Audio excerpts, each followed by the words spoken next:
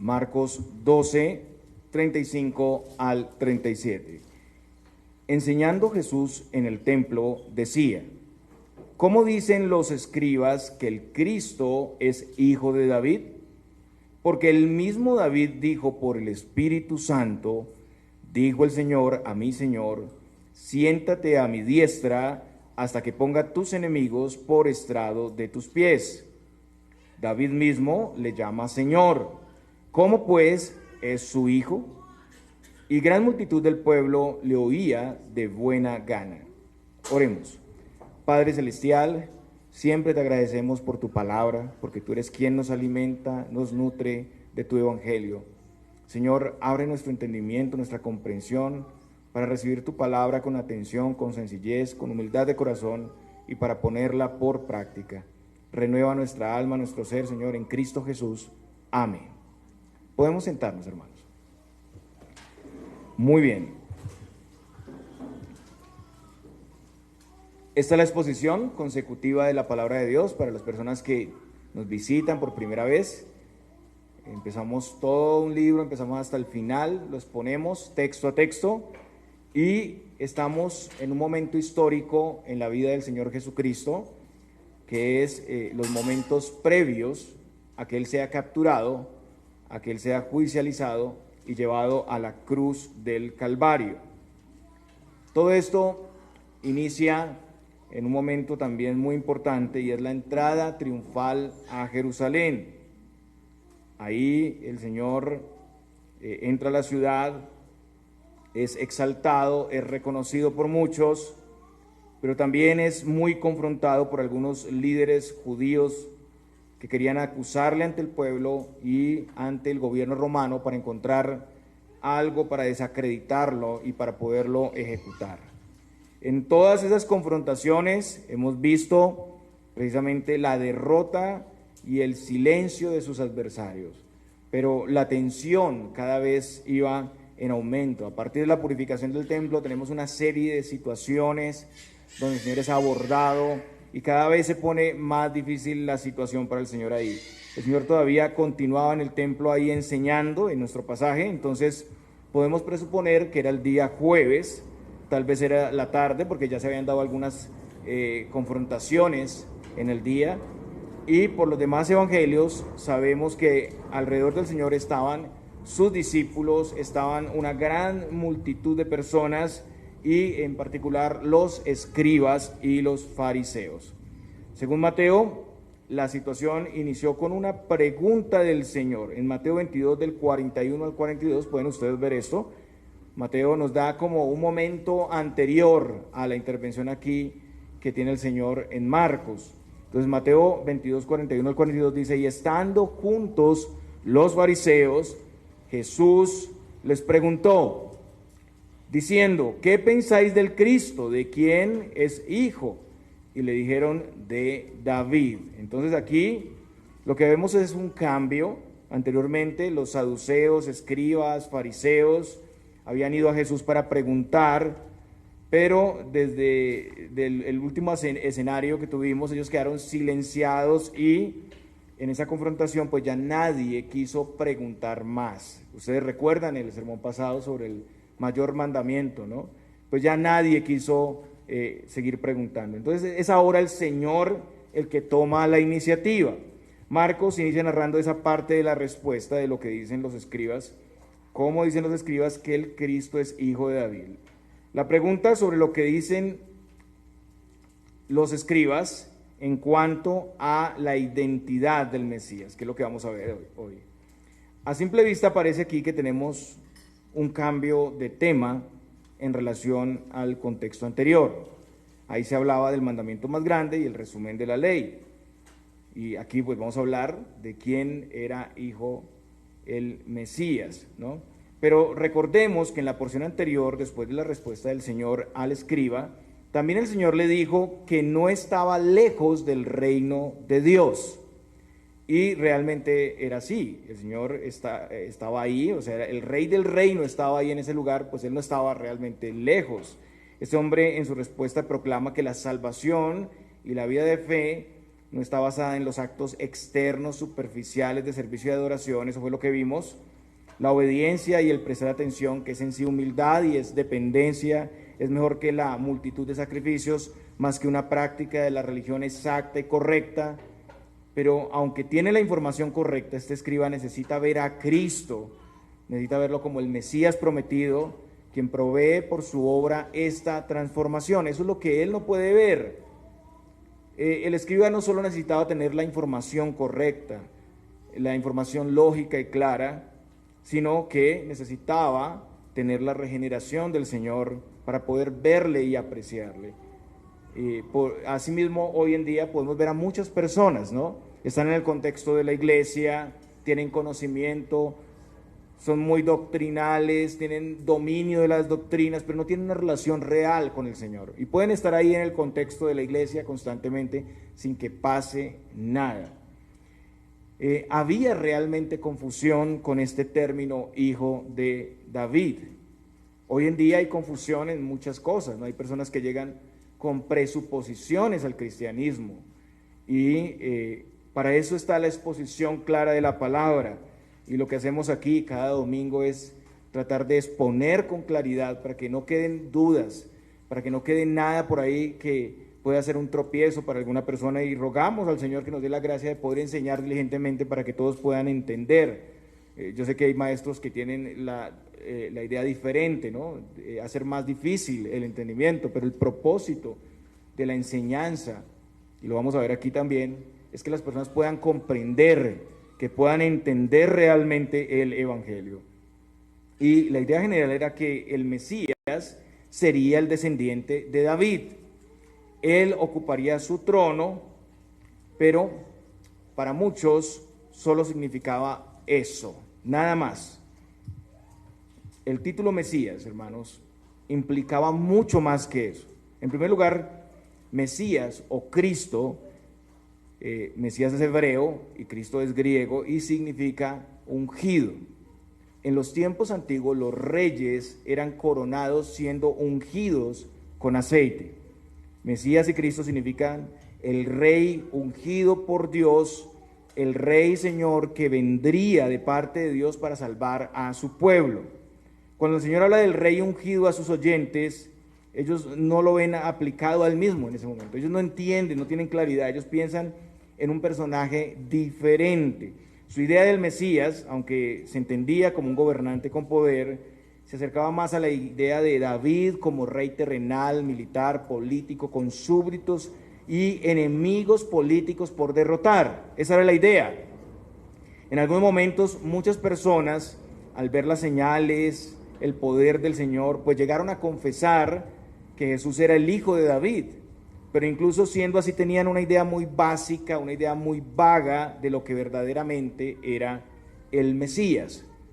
Contemplar a Cristo solo como rey terrenal, alguien igual a David, sin deidad, sin trascendencia, es considerar un Mesías que no podría salvar eternamente a nadie. Un Mesías que solo podía traer libertad, estabilidad temporal, política, pero no eterna. Pero como todos sabemos, el problema del hombre es mucho más grande. El pecado, la muerte y Satanás son enemigos mucho más poderosos que una nación invasora, o que la pobreza, las necesidades, la enfermedad, o la resolución de cualquier problema social o emocional.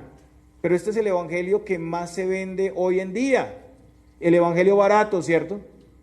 Eso es lo que más escuchamos, eso es lo que se ofrece en los púlpitos modernos. Pero solo el verdadero Mesías podría vencer esos grandes enemigos y en consecuencia traer un reino de paz y prosperidad en todas las cosas, un reino estable. Era claro para todos los judíos que el Mesías o Cristo era el hijo de David. Debía ser así. Pero cuando el Señor se les manifestó, ¿qué dijeron algunos? Dudaban. En Mateo 12:22, después de sanar a un endemoniado, ciego y mudo, tenía esas tres condiciones. O sea, un milagro como esos es muy claro, ¿no? Mateo dice, y toda la gente estaba atónita, en el versículo 23 dice, y decía, ¿será este aquel hijo de David? estaban impresionados, pero todavía se preguntaban, ¿será este el Mesías? Después en el libro de Marcos vemos que aunque algunos lo reconocían con ese título, otros no. Recordemos también aquí a Bartimeo, eso fue poco antes de la entrada triunfal a Jerusalén. Marcos 10:47 dice, Jesús, Hijo de David, ten misericordia de mí. Ese fue el clamor de Bartimeo. Marcos sigue diciendo, y muchos, voy a leer el versículo 48, y muchos le reprendían para que callase, pero él clamaba mucho más, Hijo de David, ten misericordia de mí. En la entrada triunfal también Mateo dice, y la gente que iba delante y la que iba detrás aclamaba diciendo, Hosana al Hijo de David, bendito el que viene en el nombre del Señor, Hosana en las alturas, Mateo 21:9. Hermanos, hoy en día no es diferente esto. Las personas perciben a Jesús como un gran líder, como alguien poderoso, pero no como verdaderamente es. No consideran su humanidad sin pecado, ni su deidad tomando un cuerpo para venir a nosotros. No entienden la necesidad de que el Mesías fuera hijo de David e hijo de Dios en relación a la necesidad de redención. Por eso el Evangelio tiene que ser predicado completo, Antiguo, Nuevo Testamento, y no solamente algunas partes del Nuevo Testamento. Algunos siguen dudando si realmente Él era lo que decía ser. Algunos piensan que los problemas secundarios, como esa estabilidad política de nuestro país, que está tan difícil, la economía, la salud, la educación, que son las necesidades más primordiales, más grandes del hombre, los enemigos que deben combatir, y todo el mundo está preocupado por el gobierno que tenemos y no saben qué hacer, y se angustian y viven su vida así. Pero hermanos, la batalla es mucho más grande, mucho más grande. Otros se preguntan si la fe cristiana es la verdadera fe. Hoy en día muchos lo hacen. Y las Sagradas Escrituras nos dan clara respuesta. Entonces, hermanos, como decía, es necesario explicarlo, pero es necesario explicarlo desde el principio. En primer lugar, la enseñanza del Señor aquí es la promesa del Mesías que encontramos desde Génesis con Adán y Eva, la simiente nacida de la mujer que aplastaría la cabeza de Satanás, el enemigo del pueblo de Dios. Una vez Adán y Eva cayeron, pecaron, ellos se escondieron de la presencia de Dios, ellos se pusieron vestiduras inadecuadas, pero el Señor proveyó la promesa de un Salvador. Ahí mismo se anunciaba que Él sería el sustituto, como los sacrificios que se hicieron para vestir de pieles de animales a Adán y Eva en ese momento, donde un animal inocente recibía la muerte que merecían los culpables. Todo eso, hermanos, era tipo de Cristo. Y todos los sacrificios que se establecieron después en la ley tenían ese propósito expiatorio, cubrir el pecado. Y noten que acá estamos nombrando específicamente a los enemigos del pueblo de Dios. El pecado, la muerte, Satanás. Esta es también la misma promesa que se confirmó a Abraham y a los demás patriarcas y a los profetas. Y es la promesa anunciada en los días de los reyes de Israel en el Antiguo Testamento. En el libro de 2 de Samuel 7:12 al 13 dice lo siguiente: y cuando tus días sean cumplidos y duermas con tus padres, yo levantaré después de ti a uno de tu linaje, el cual procederá de tus entrañas, y afirmaré su reino. Él edificará casa a mi nombre, y yo afirmaré para siempre el trono de su reino. Aquí está la promesa de un Salvador venidero, de un rey venidero, descendiente de David. Cuando llegamos al Nuevo Testamento, y ustedes miran el libro de Mateo, lo primero que encontramos es una genealogía del Señor Jesucristo. En Mateo 1:6 aparece el rey David, ustedes pueden verlo en sus Biblias, pero David no fue el cumplimiento de la promesa. David y Salomón murieron, y todos los de la descendencia ahí murieron. Además, el reinado de David y los reyes que le siguieron fue un reinado inestable. Finalmente, por el pecado, si vamos atrás a mirar esa situación del reino de David, el reino quedó destruido. Durante la monarquía, en el año 931 al 975 a.C., el reino de Israel fue dividido en dos grupos: 10 tribus que eran ubicadas al norte, con el nombre de Israel y Jeroboam I como su gobernante, y 2 tribus en el sur con el nombre de Judá y Roboam, hijo de Salomón, como su gobernante. Las 10 tribus del norte debieron haber seguido bajo el rey de la familia de David, pero por ciertas injusticias se rebelaron y todos los reyes del reino del norte fueron malos. Practicaban idolatría, había injusticia social, había inmoralidad y finalmente Dios mandó a los asirios contra Israel. Los asirios conquistaron Israel en el año 722 y llevaron cautivas las 10 tribus. La costumbre del imperio asirio, al conquistar un pueblo, era llevar cautiva la población del lugar y enviar extranjeros a repoblar esos lugares. Finalmente, los extranjeros fueron establecidos en Samaria y el reino del norte quedó reducido a una provincia siria. Los israelitas que fueron llevados por los asirios nunca más regresaron. Los que volvieron eran extranjeros que tomaron la religión judía y la religión pagana y crearon una nueva religión sincretista. Por eso ese templo en el monte Gerizim allá en Samaria no era el verdadero templo de Dios. El reino de Judá continuó por 140 años más y más tarde por su pecado fueron llevados cautivos a Babilonia en el año 586 antes de Cristo. Y este fue el desastre que dejó vacante el trono de David. El cautiverio para ellos duró 70 años.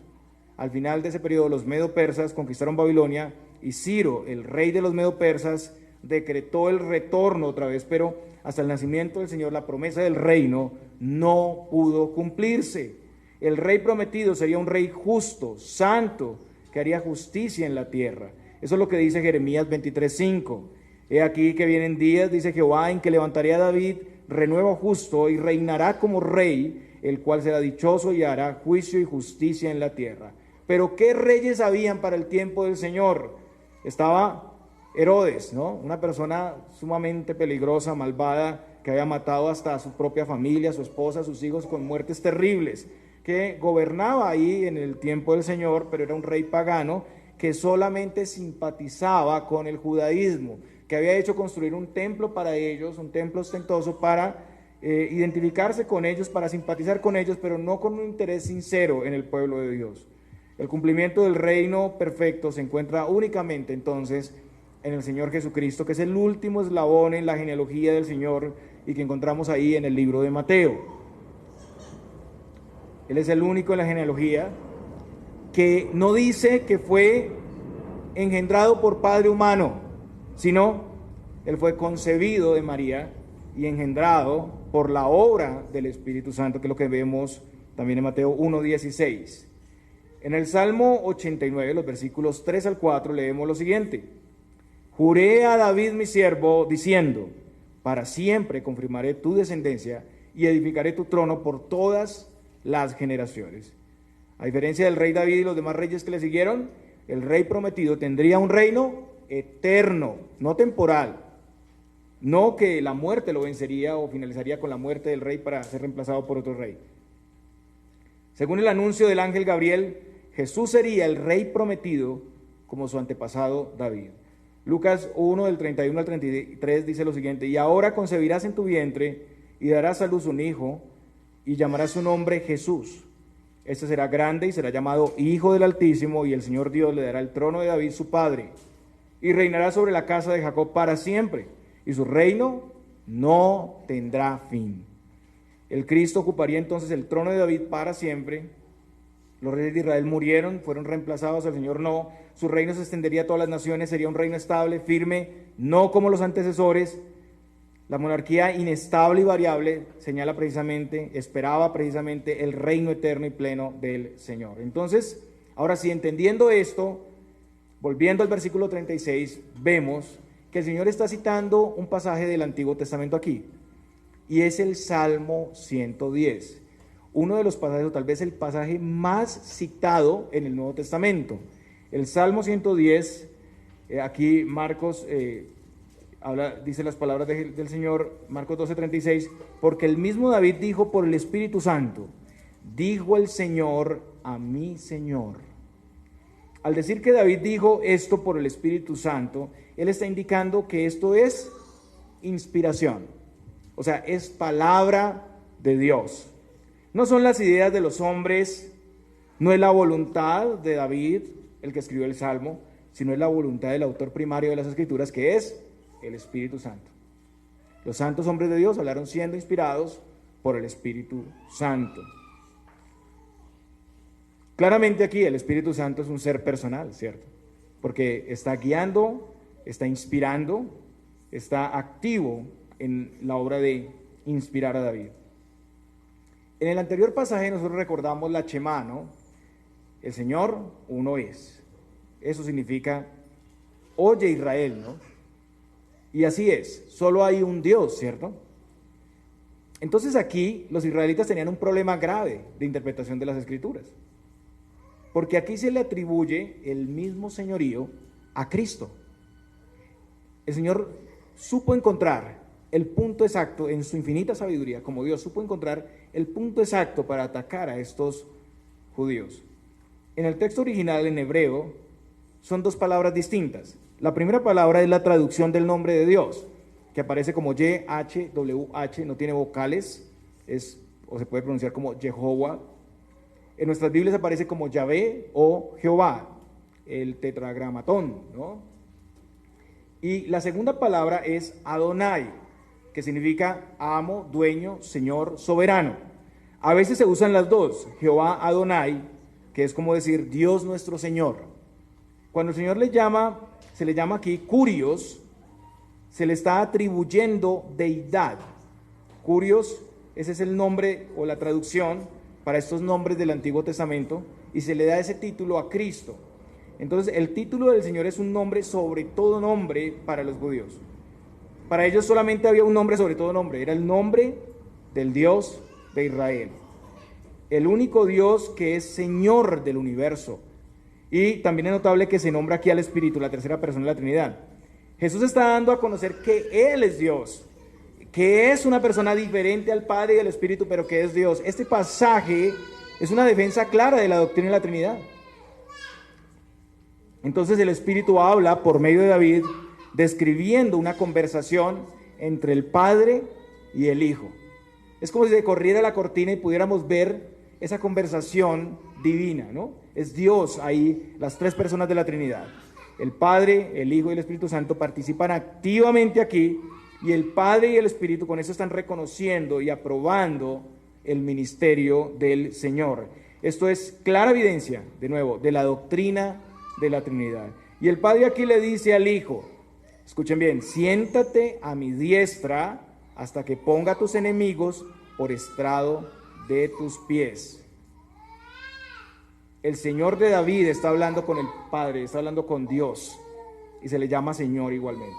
El Señor muestra aquí el anuncio de ese momento glorioso cuando Cristo el Mesías ha cumplido su obra en la tierra y asciende a los cielos en victoria para sentarse a la diestra del Padre para reinar hasta el día cuando todos los enemigos de Cristo sean puestos debajo de sus pies. Y esto inicia en la primera venida de Cristo. Cuando Cristo vino por primera vez, empezó el reinado de Cristo. Aunque Cristo ha reinado siempre, pero asumió ese reinado, él se sentó a la diestra del Padre para gobernar. La figura de ese enemigo debajo de los pies es la de alguien que está tendido en el polvo, derrotado, y el pie del vencedor le pisa el cuello, algo así. Es una derrota total, algo que solo Jesús, el verdadero Mesías, podría hacer, algo que solo Dios podría hacer. El apóstol Pedro, más adelante, en su primer discurso, cita este mismo pasaje y enseña que Cristo había sido hecho Señor y que se había sentado en el trono como rey, conforme a la promesa hecha a David en el Antiguo Testamento. Vaya conmigo a Hechos 2, del 29 al 32. David, siendo el profeta, vio todo ese cumplimiento antes. Mire lo que dice. Varones hermanos, se os puede decir libremente del patriarca David que murió y fue sepultado, y su sepulcro está con nosotros hasta el día de hoy. Pero siendo profeta y sabiendo que con juramento Dios le había jurado que de su descendencia, en cuanto a la carne, levantaría el Cristo para que se sentase en su trono, viéndolo antes, habló de la resurrección de Cristo, que su alma no fue dejada en el Hades, ni su carne vio corrupción. A este Jesús resucitó Dios, de lo cual todos nosotros somos testigos.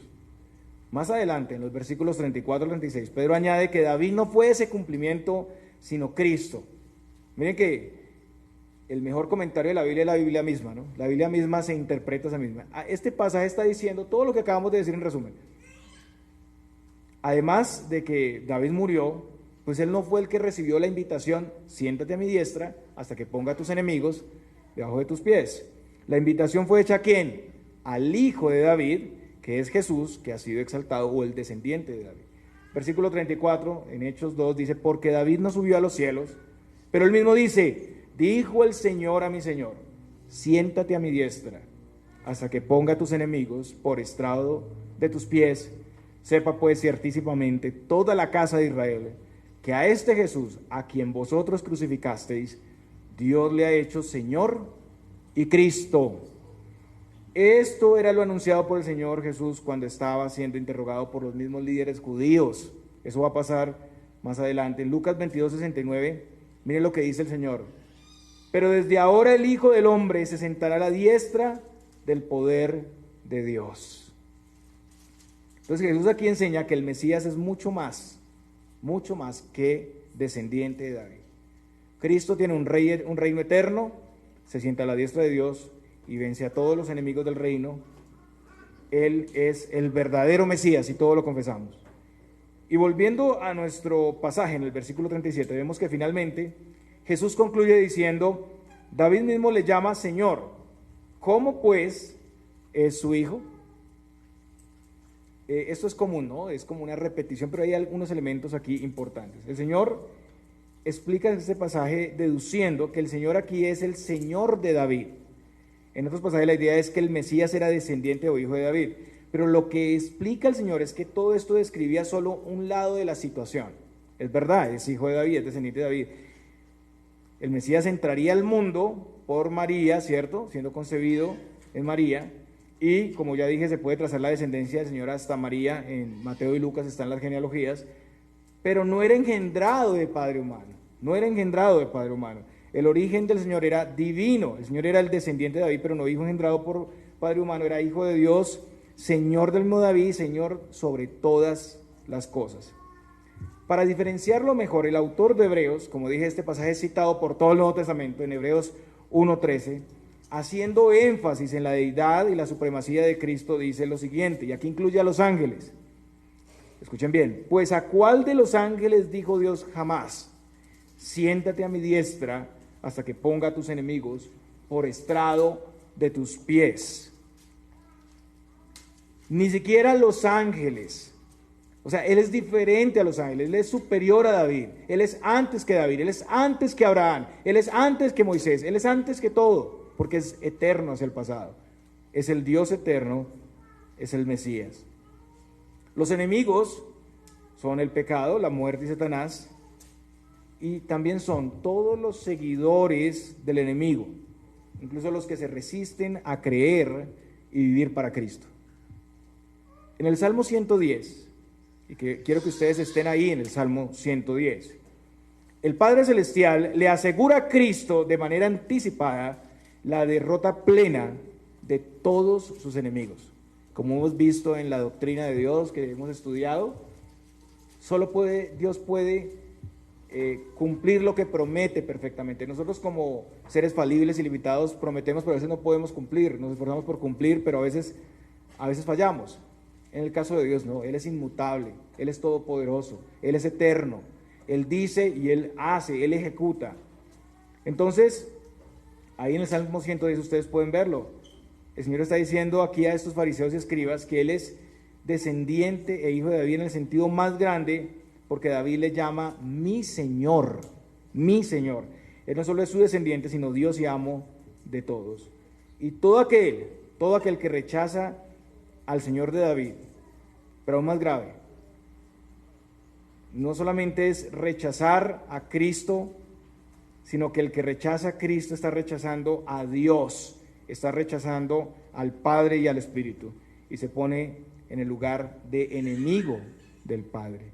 Y como vimos, esos enemigos serán derrotados. Ahí vamos a ir al libro de los Salmos, Salmo 110, deje un dedo ahí, y el Salmo 2, que habla del Mesías, dice lo siguiente, el Salmo 2, versículos 10 al 12. Ahora pues, oh reyes, sed prudentes, Admitid amonestación, jueces de la tierra, servid a Jehová con temor y alegraos con temblor, honrad al Hijo para que no se enoje y perezcáis en el camino, pues inflama de pronto su ira.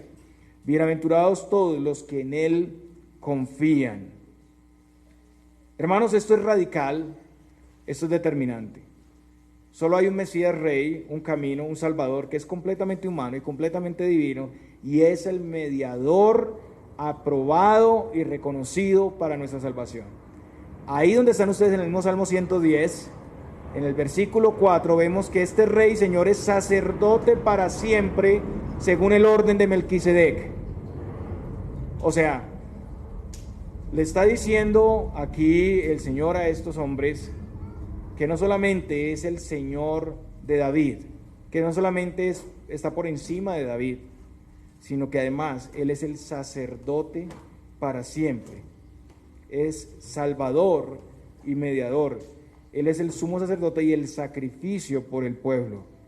Rechazarlo a Él es rechazar a Dios, es rechazar su gobierno, pero es rechazar también su salvación. Y lo más tremendo de esto es que al final Él ganará, Él vencerá, Él salvará plenamente. Todo esto debió impactar muchísimo a estos fariseos. Ellos debieron quedar otra vez silenciados, reflexivos, pensativos. En Mateo 22:46, el pasaje paralelo, vemos que ellos se quedan sin decir nada, porque la enseñanza otra vez es irrefutable. Todos los fariseos que estaban ahí, los escribas que estaban ahí, las multitudes que estaban ahí, no pudieron contrarrestar en nada. Los más sabios de Israel no pudieron contrarrestar las palabras del Señor. Ellos no querían atribuirle ese título de Mesías, de hijo de David a Jesús, porque eso implicaba que Él era Rey y Señor. Pero además de eso implicaba que era Dios. Y lo que vemos es que el Señor no se aplicaba tan abiertamente el título. Lo iba a hacer más adelante. El escriba de la historia anterior estaba cerca del reino de Dios, pero necesitaba creer esta realidad. El Señor había recibido reconocimiento de Dios como hijo amado ya. Ustedes recuerdan el bautismo de Juan. Dios mismo se manifestó ahí y dijo que tenía complacencia en su Hijo. Y el Espíritu Santo vino sobre él. También el Señor había enseñado correctamente, había hecho grandes señales. Nadie podía acusarle. Pero su identidad, su obra, su propósito debe ser escuchado y creído con fe, de una manera profunda. Y aquí es donde viene nuestra exhortación, hermanos. Es necesario escudriñar las Escrituras a conciencia. En Juan 5:39 el Señor dijo: escudriñad las Escrituras porque a vosotros os parece que en ellas tenéis la vida eterna, y ellas son las que dan testimonio de mí. Como creyentes no podemos olvidar que constantemente debemos estar leyendo la palabra de Dios, Antiguo, Nuevo Testamento, estudiando a conciencia, a profundidad. Debemos observar cómo se cumple históricamente el plan de Dios en Cristo. Profecía, cumplimiento, tipo, antitipo, progresividad de la revelación, conexiones. No podemos perder el foco por irnos en pos de otras cosas secundarias. Descuidar nuestra responsabilidad nos llevará a creer cosas extrañas, a ser movidos por nuestro corazón hacia una cosmovisión netamente humana y terrenal. Muchos hoy en día tienen conocimiento del Señor. Muchos están en iglesias sanas, escuchando continuamente todo esto, pero como el escriba pueden estar tan cerca, pero tan lejos. Lejos por un desconocimiento real de las Escrituras.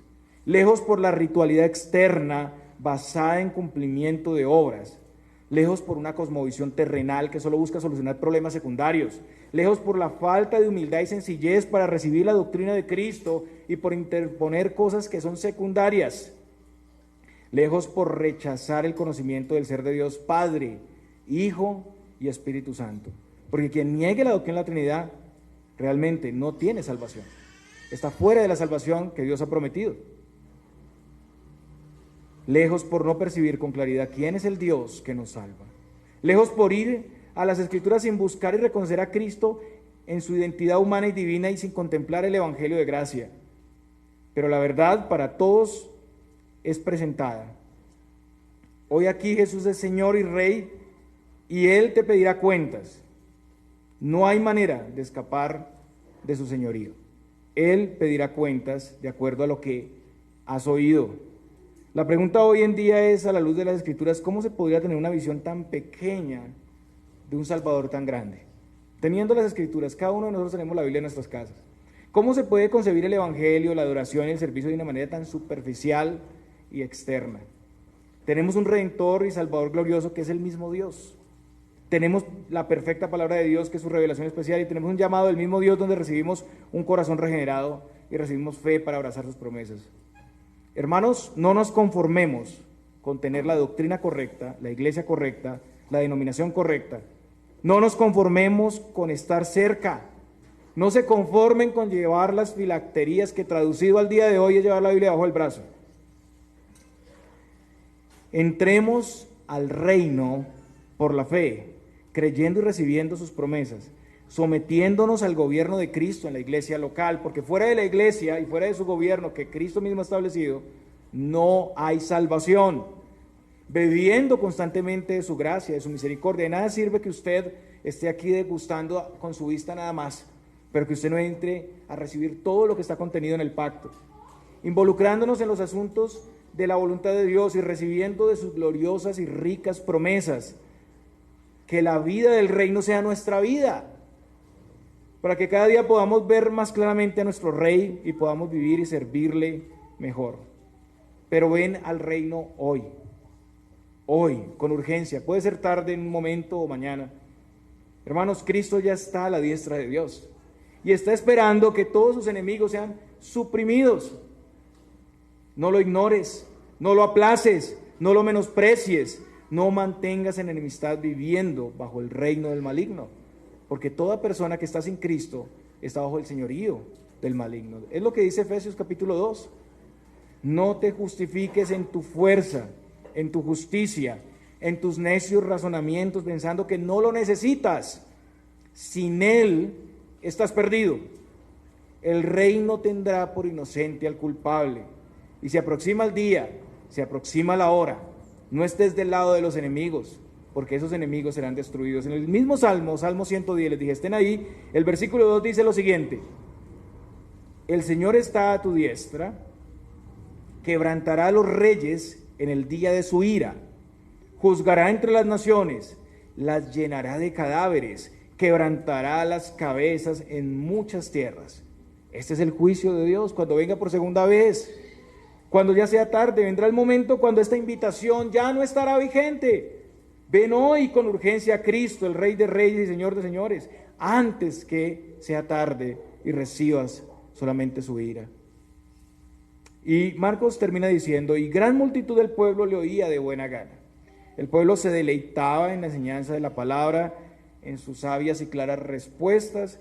Ellos no están ahí con pesadez, sin anhelos de ser edificados, no, sino que disfrutan esos momentos. Habían multitudes que querían escuchar al Señor. Sin embargo, sabemos que muchos ahí solo estarían cerca del reino de Dios.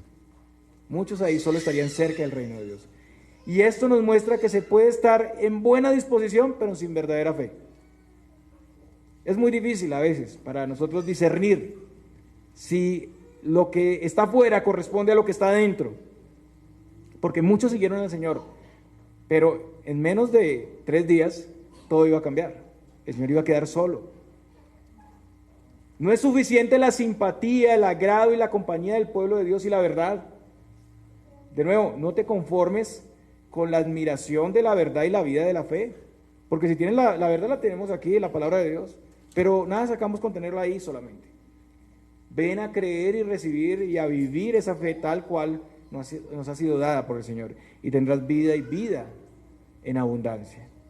El Señor como Rey es soberano y ante la predicación del Evangelio, quiero decirles, hermanos, que Él vence, Él conquista, y el primer enemigo difícil somos nosotros mismos, en nuestro propio corazón. Pero Él dice aquí en el mismo Salmo 103 que Él vence. Él obra en sus elegidos, quienes voluntariamente van a venir a Él y se le van a entregar a Él. Salmo 110:3, y termino con esto, dice lo siguiente: Tu pueblo se te ofrecerá voluntariamente en el día de tu poder, en la hermosura de la santidad. Desde el seno de la aurora tienes tú el rocío de tu juventud. Noten ustedes la promesa del Señor aquí al Hijo. Y esta promesa es posible solamente por la obra del Espíritu Santo. No hay manera en que un pecador pueda venir a Cristo y entregarse a Él, ofrecerse voluntariamente al Señor, si no es por la intervención del Santo Espíritu de Dios. Hermanos, la salvación de principio a fin le pertenece a nuestro Dios y Él traerá los suyos. Habrán momentos de dificultad para el pueblo de Dios, momentos en que la iglesia parecerá no estar o menos visible o más pequeña o más reducida, pero tenemos la confianza que la iglesia está en manos seguras, que los creyentes y la fe están en manos seguras. El Señor preservará, el Señor guardará su remanente, que no doblará su rodilla ante el maligno, ante este mundo. El Señor tiene a su pueblo y ese pueblo va a ser tratado por el Señor para que se ofrezca voluntariamente en el día de su poder, de su llamada. El Señor les bendiga, hermanos.